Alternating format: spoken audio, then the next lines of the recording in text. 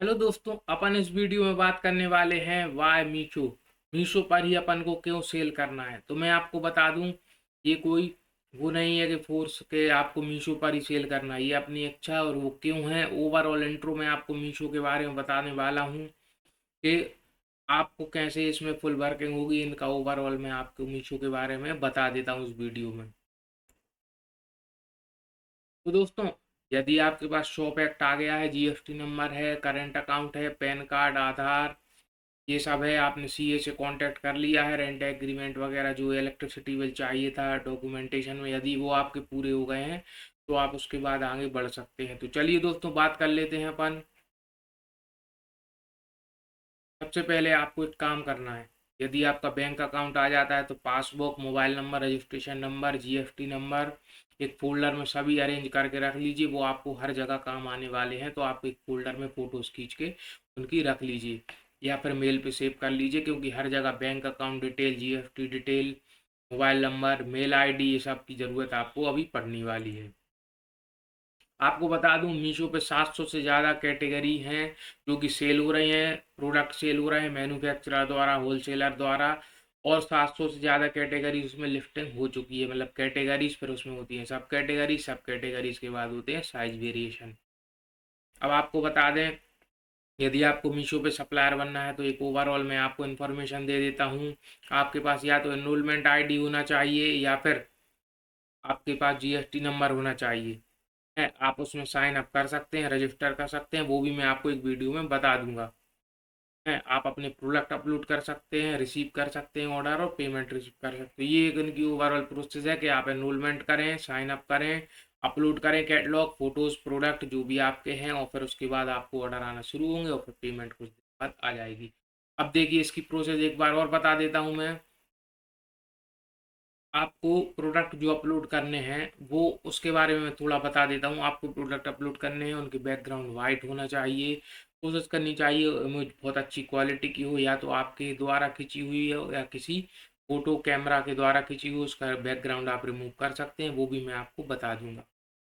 उसके बाद आपको कुछ दिन में ऑर्डर आने लगते हैं। जब ऑर्डर डिलीवर हो जाते हैं तो उसकी पेमेंट की बारे में भी आपको बता देता हूँ कि पेमेंट जो होता है वो ऑर्डर डिलीवर्ड होने के बाद आपको मिलता है। तो इसके बारे में बता देता हूँ। Payment is securely deposited directly to your bank account. आपके सीधे खाते में पैसे आ जाते हैं। 7 दिन बाद की साइकिल होती है जब आपका ऑर्डर डिलीवर हो जाता है। तो जब कस्टमर को मिल जाता है उसके 7 दिन बाद आपको पैसे मिल जाते हैं। 7 से 10 दिन लग जाते हैं, क्योंकि सैटरडे संडे हॉलीडे होते हैं या कोई बैंक हॉलीडे हो जाता है, उस दिन पैसे नहीं आते हैं। तो बैंक जिस दिन बंद रहते हैं उसी दिन आप पेमेंट आने वाली है। उसके बाद अपन बात कर लेते हैं कैसे आपको अपना प्रोडक्ट लॉन्च करना है। अब बात करते हैं, एग्जाम्पल ले लेते हैं, जैसे कि आपके पास 5-6 टाइप की वैरायटी के कोई प्रोडक्ट है या साड़ी है। मान लीजिए आपके पास साड़ी है, तो आपको कैटलॉग में लिफ्टिंग करनी होगी। आप कम से कम 5-6 उसके फोटोज डाल सकते हैं।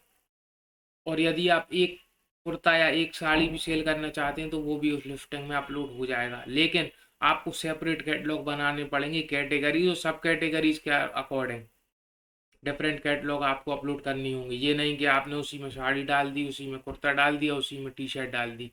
यदि आपका एक प्रोडक्ट है साड़ी, तो उसमें वेरिएशन हो सकते हैं कि आपने 6 साड़ी डाली तो उसके 6 कलर डाल दिए, या अगर 6 साइज डाल दी, 6 टी शर्ट डाल दी, या 6 का आपने 5 कलर डाले तो 5 साइज डाल दी, ML XL XXL। तो ये वेरिएशन होंगे, लेकिन ये नहीं हो सकता कि साड़ी के साथ आपने टी शर्ट लिफ्टिंग कर दी। तो आपको इन चीज़ों का ध्यान रखना है। अब बात करते हैं अपलोड कैसे होता है। तो सबसे पहले आपको क्या लेना है, अपना एक प्रोडक्ट लाना है। प्रोडक्ट लाने के बाद आपको उसकी फ़ोटोग्राफी करनी है। फ़ोटोग्राफी नॉर्मली आप मोबाइल से भी कर सकते हैं, कैमरे से भी कर सकते हैं। और एडिटिंग यदि आपसे अच्छी बन जाती है तो ठीक है, नहीं तो आप किसी फ़ोटो स्टूडियो वाले से करा सकते हैं। या फिर आपको मैं बता दूंगा इसमें कैसे करते हैं। आप बैकग्राउंड गूगल पे जाके बैकग्राउंड रिमूव करके उसमें वाइट बैकग्राउंड डाल सकते हैं। और फिर जब आप लिफ्टिंग कर देते हैं, वो भी बहुत ईजी है। मीशो में लिफ्टिंग हो जाती है 72 घंटे के अंदर। आपको पता चल जाता है आपका कैटलॉग पास हुआ या फेल हुआ। इवन लाइव भी हो जाते हैं यदि आपने सही से प्रॉपर वर्क किया है तो। Once your catalog become live you can start selling on Meesho. बस आपका कैटलॉग लाइव होता है और आपको बस आपको 5 से 7 कैटलॉग डाल देने हैं शुरू में स्टार्टिंग में, और फिर धीरे धीरे लिफ्टिंग करते रहने हैं। आपको थोड़ा एक्टिव रहना है पोर्टल पे, प्राइस को अच्छे से सेट कर लेना है।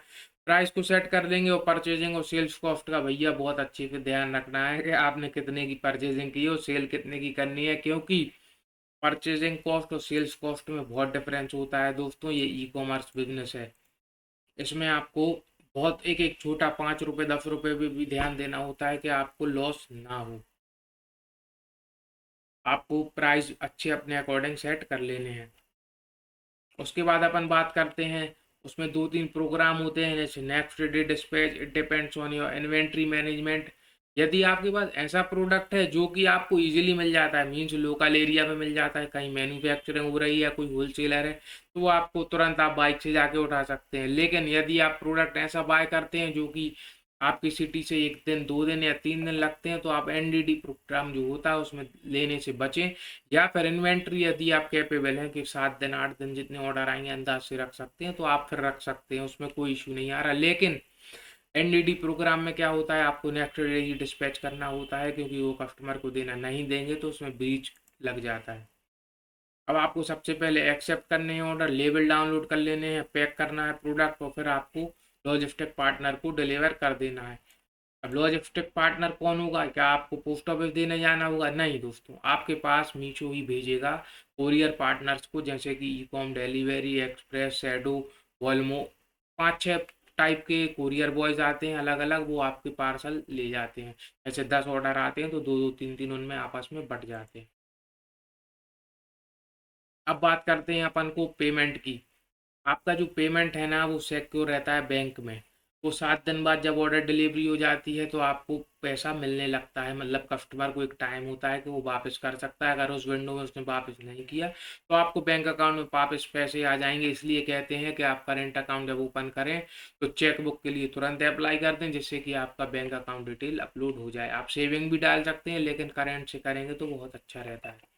अब जैसे एग्जांपल ले लेता हूँ, जैसे 1 जनवरी को आपका ऑर्डर डिलीवर्ड हुआ कस्टमर को, तो आपको 8 से 9 तारीख 10 तारीख तक पेमेंट आ जाएगी। लेकिन ये ऑर्डर डिलीवर्ड हुआ 1 तारीख को, मतलब आपने पिछले लास्ट मंथ के 5 दिन पहले उसको भेजा होगा।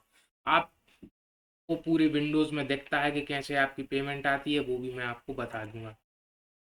अब मीशो ही क्यों चूज़ करें स्टार्टिंग में? मैं तो ये कहूँगा अमेज़न, फ्लिपकार्ट, मीशो तीनों बेस्ट हैं, लेकिन मीशो पर आप क्यों करना करना चाहेंगे? मीशो का कारण ये है, उनकी कमीशन फीस ज़ीरो है, वो कहते हैं पेनल्टी भी ज़ीरो है, ग्रोथ भी है सप्लायर की, और easy of doing business, low cost shipping है उसमें। मतलब ये बहुत सारी फैसिलिटीज़ प्रोवाइड करते हैं, और आपको इसमें ग्रोथ के चांसेस शुरू में ज़्यादा होते हैं मीशो, इसी का कारण है।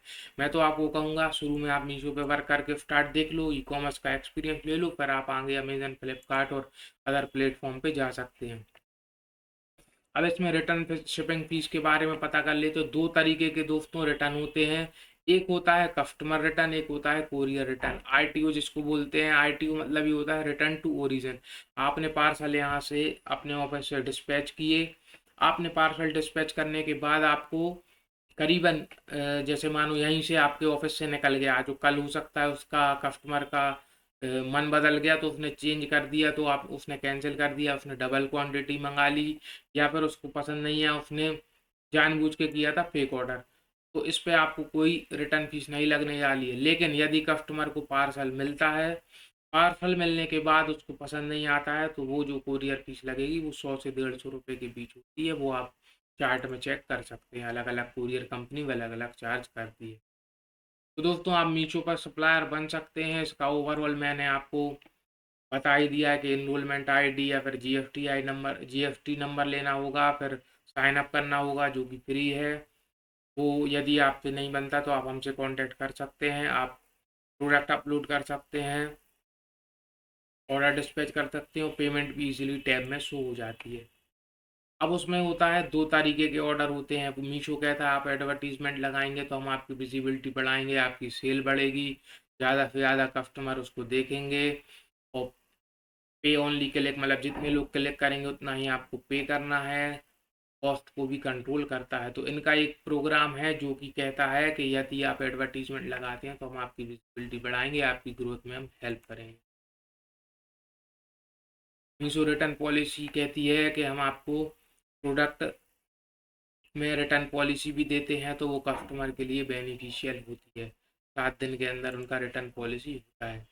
इसमें कस्टमर जो सेलर होते हैं उनके लिए कैंसिलेशन में कोई पेनाल्टी नहीं लगती है।